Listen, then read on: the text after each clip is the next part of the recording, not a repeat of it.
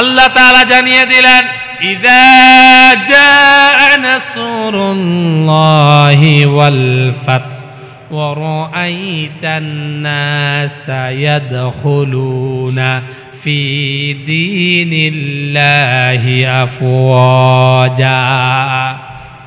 ইযা জাআ নাসরুল্লাহি ওয়াল ফাত, ইসলামের বিজয় যখন হবে, ওয়ারাআইতান নাসা ইয়াদখুলুনা ফি দীনিল্লাহ, আপনি দেখবেন ইসলামের ছায়াতলে মানুষগুলো দলে দলে প্রবেশ করতে থাকবে। বলি সুবহানাল্লাহ। এটা কার কথা? কার কথা? আল্লাহর কথা। ইসলামের দিকে মানুষ ঢুকবে, প্রবেশ করবে, এটাকে দমিয়ে রাখার কোনো মানুষ পৃথিবীর মধ্যে আসবে? যখন তারা দেখলেন আল্লাহর নবীর দিকে মুসলমানরা দলে দলে প্রবেশ করতেছে, মক্কার লোকেরা চিন্তা করলো এখন কি করা যায়। মুহাম্মদ সাল্লাল্লাহু আলাইহি ওয়াসাল্লামের দাওয়াতি মিশন তো বন্ধ করা যায় না। তখন তারা সকলেই মিলে কাফেররা ঐক্যজোট হলো।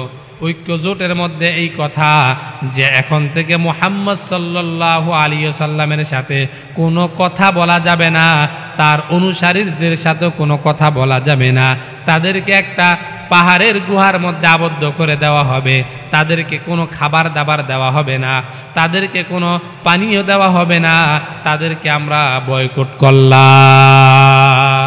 কি করলাম? কি করলাম? বয়কট করলাম। তাদের সাথে কথা বলা যাবে না, তাদেরকে খানাপিনা দেওয়া যাবে না, পানীয় দেওয়া যাবে না, মুআনাকাত করা যাবে না, তাদেরকে একটা গুহার মধ্যে আবদ্ধ করে রাখা হবে।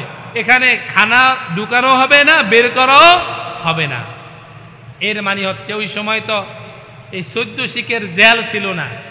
কি ছিল না? 14 শিখের জেল ছিল না। ওই সময় ছিল পাহাড়ের গিরিপথ, পাহাড়ের গুহা। রাসূলুল্লাহ সাল্লাল্লাহু আলাইহি সাল্লামকে এই শিয়াবে আবু তালেবের মধ্যে রাসূলুল্লাহ সাল্লাল্লাহু আলাইহি সাল্লামকে তারা আবদ্ধ করলেন। কেউ কেউ বলেন এটাকে রাসূলুল্লাহ সাল্লাল্লাহু আলাইহি সাল্লামের জেলখানা।